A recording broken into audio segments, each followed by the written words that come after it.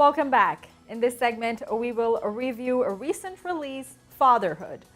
Fatherhood is a movie in which a father brings up his baby girl as a single dad after the unexpected death of his wife, who died a day after their daughter's birth. Kevin Hart's star is conquering many hearts as the story revolves around a single parent who tries to manage both personal and work life without a partner. To review the movie, we have a critic from BBC Radio, Van Connor, with us. Van, welcome to the show. A pleasure, Nishi. So, Van, not very usual of Kevin Hart. This is probably one of the very first emotional comedy dramas that he played. Normally, he's known as a comedian. So, what do you think of this change? I mean, his character in this movie, what are your thoughts on that? I mean, Kevin Hart's always presented as being quite an astute comedic performer. He's very much into the craft of what he does. And he has taken opportunities over the years here and there. And they've not been his bigger hits, but there have been opportunities for him to spread his wings into more dramatic fare. And I'm thinking, for instance, of 2 or 3 years ago with the remake of Intouchable with Omar Sy. He remade that with Bryan Cranston from Breaking Bad. It was called The Upside, I believe, in the English language. And it was, again, an opportunity for him to blend the comedy with the dramatic. And it's something he does a lot here as well. Yeah. And talking about the rest of the cast, what sort of emotional resonance one feels with the smartly assembled cast? I thought the cast for this were absolutely terrific. I love that they've got Paul Reiser to play his boss, for instance. And Paul Reiser has always got something of a warming, almost throwback and nostalgic presence coming from the 80s and the films he does. You've got his two friends played by Lil Rel Howley and Anthony Carrigan. Anthony Carrigan's comedic star is rising, and Lil Rel obviously has gone stratospheric in the last few years. And they form an almost quintessentially lovable sort of bro double act for him, a sort of a bedrock and support structure. As well. It's a genuinely well cast film. I think a lot of it, though, hinges on Kevin Hart himself. It is, like you say, it's a film that allows him to do more with the dramatic. And they've gotten a cast that allows him to walk both lines, and they support him on both the dramatic and the comedic equally. Right. And of course, this is not a very unique concept. Previously, there had been some movies on the same subject, like Jersey Girl, in which Ben Affleck serves as a single father. But of course, this is a subject that is rarely presented in movies, and that too on this Father's Day. So do you think that the story element was strong enough to complement Father's Day? I think very much so, and I think, like a lot of projects that Kevin Hart has excelled in, it is about taking something that has become, I think, perfunctory in the, dyed-in-the-wool Hollywood since the 80s, almost always aimed at Caucasian audiences, for instance, concepts, usually tired blockbuster formulas, and updating them to appeal to broader audiences, to appeal to more diverse crowds. And something like Fatherhood working as effectively a smarter take on Jersey Girl, a more culturally relevant and a more up-to-date and timely thing, I think will do it wonders. And I think it coming out for Father's Day is, of course, just the cherry on top. It's the perfect release date for it. Right. And Van, do you expect a sequel coming for this movie? If yes, then what do you expect? I don't know, unless they get to the empty nest syndrome of when she leaves for college or something. I could see that would potentially be a Kevin Hart-ish sequel down the line, I think. Right. Also, the way the writer plays with the viewer's emotions is incredible. At many points, the father is full of, self-doubts, but he's powering through, which shows how difficult it is for a man to act both as a father and a mother raising a child all alone.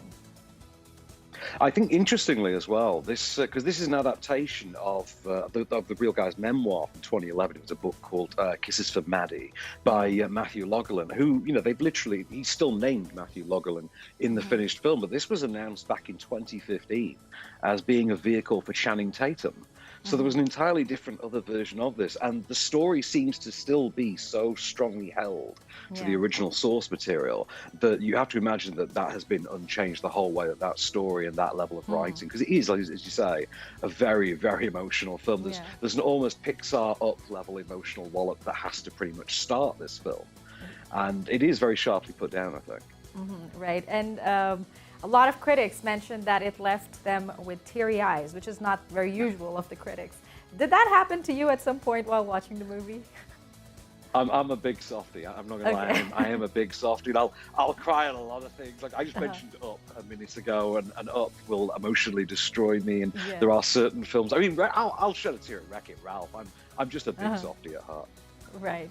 The story was not too complicated. There was this one element that made it slightly different. It was not a one-man show. I mean, every character seems to be involved in the process of parenting with Matt. Do you think that makes it different? I think because I think he does. There are times where the film sort of teeters between different perspectives of, do we go down the "it takes a village," kind of route, or does it have to be, does he have to be the one-man army? And of course, that is his emotional core through it. And of course, the film has to be structured in such a way as to give him that performative support. Not that he needs it, because he's, as I say, tremendous in this. This is, an all-timer for Kevin Hart. I've been watching Kevin Hart on screen for like 17 years offhand. I think I remember Soul Plane in 2004. I think was the first time I ever saw him. But he's always brought a certain emotional heft to it, and that emotional bedrock there. The film makes it about having that community and that support, but also forcing him to question whether or not it's something that's worth him doing alone. It has to be well cast, though, and they do a very good job, I think. Right, and also Kevin Hart is known for acting through facial expressions rather than, delivering dialogues, which can actually, keep the viewers captivated. I think it's the eyebrows leaping off the head, his look of shock. I think that's really taken him to the bank the last few years. But Kevin Hart's, I think he's known for. I think he's sort of inherited the sort of shriekability, that comedic shriek performance that I think Chris Tucker had held beforehand.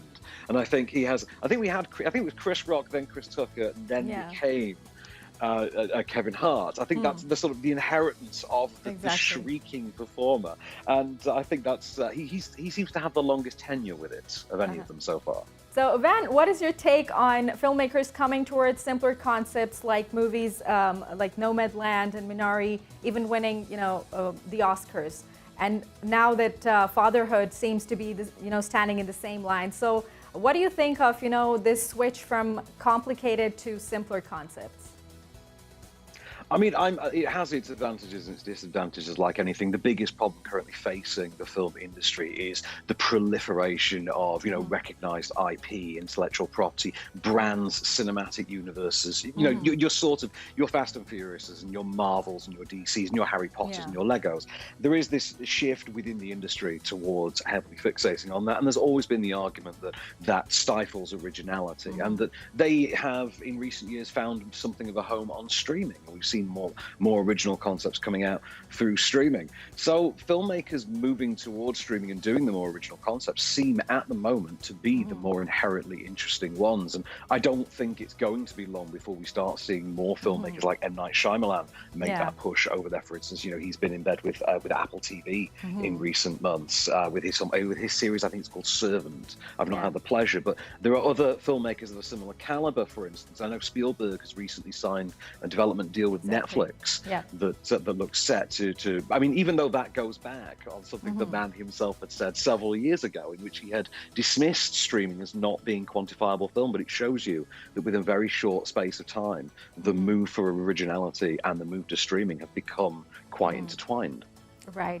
So coming back to Kevin and Matt, do you think as a fan you would want to see Kevin in more of these characters, or do you think that he should stay the type of comedian he was?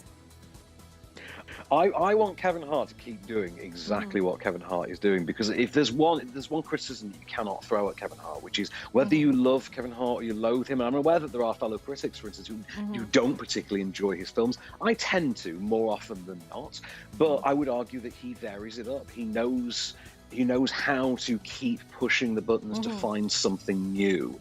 And unless it's a direct sequel, which he isn't afraid to do, fair play to him, if you had the ability, he would. He does tend to vary up the kind of films he does. There doesn't seem to be a second equivalent to Think Like a Man, for instance. There doesn't seem to be a second something that's like The Wedding Ringer. He does tend to find variations on his style. Right. Van, it was indeed a pleasure talking to you. Thank you very much. Pleasure.